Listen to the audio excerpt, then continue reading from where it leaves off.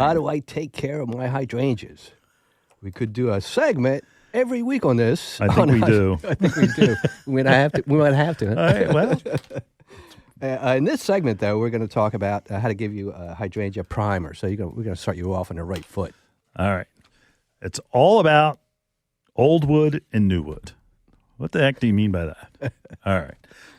Do they flower on their old wood, which means the growth from last year, or do they flower on new wood?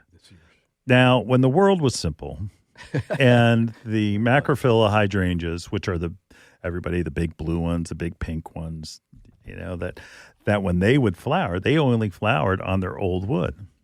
But now there's the varieties now that it's all summer. It's like, oh, it's an ever blooming. Everybody knows the endless summer variety and all of those others. Now, those, don't touch them.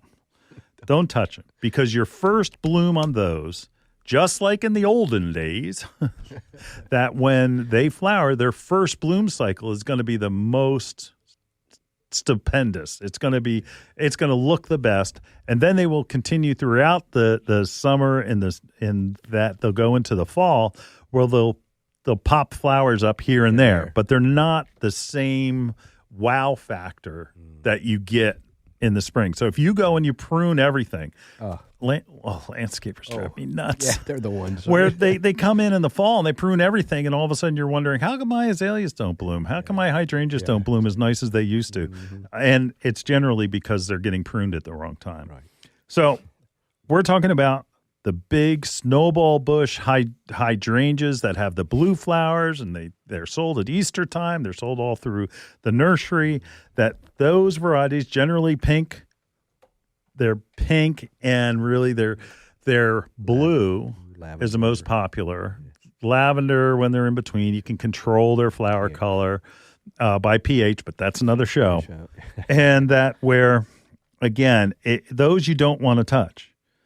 But it's those other varieties, panicle hydrangeas, that those are the ones that flower in the summer, and that also will flower in, say, they'll flower in the fall, and they're generally white, in that they fade to like a pink color, and they have like almost a great big bloom, but it's not round like the one that you're not, like, for instance, the microphylla. It's more like a triangle, but big, still big. Julio, shoot me. I'm drawing a blank. Give me some good panicle hydrangeas. Panicle would be like a limelight. Right?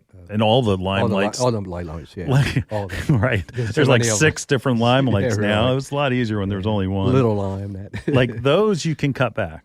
Okay? If you have a hydrangea tree, cut it back. And now is a good time, because we're still in winter mode, and then it would be a good time to cut those back.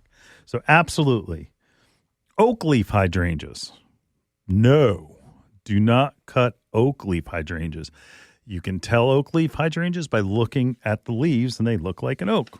Mm-hmm. Some of the varieties, my favorite's ruby slippers, but there are a lot of new varieties that are coming out. And again, that's oak leaf hydrangeas are a no. Okay. Smooth hydrangeas. Now, you might recognize the name Incredible, Invincible Spirit, that those are smooth hydrangeas, and they flower, again, in the summertime. In the usually it's early summer. They could flower from early summer to mid to late summer. That those are smooth hydrangeas, and yes, prune them now. And that they still will summer, because they will produce flowers on their new wood, which means new growth. And so if we want to go through this real quick, big leafed hydrangeas, also macrophylla, no. Let them be. Panicle hydrangeas, the ones that are like the limelight varieties that have those, like Bobo is another variety. It's the ones that flower in the summer and fall. Those you can cut back now. Oak leaf hydrangeas generally flower in the spring. Don't touch them. Leave them alone. And then again, smooth hydrangeas, which are arborescens, is the botanical, incredible, invincible spirit. So if you see something on a where it's on the tag, it says Hydrangea arborescens, or oh, I bought Incredible. Because why are they called Incredible? Because the flowers are the size of a basketball, generally white, sometimes tinged pink. That those you can prune back. So basically, no, leave your oak leaves alone and leave your snowball bush, round-headed, blue, pink, white. Leave them alone. There you go. Done. Drop the mic.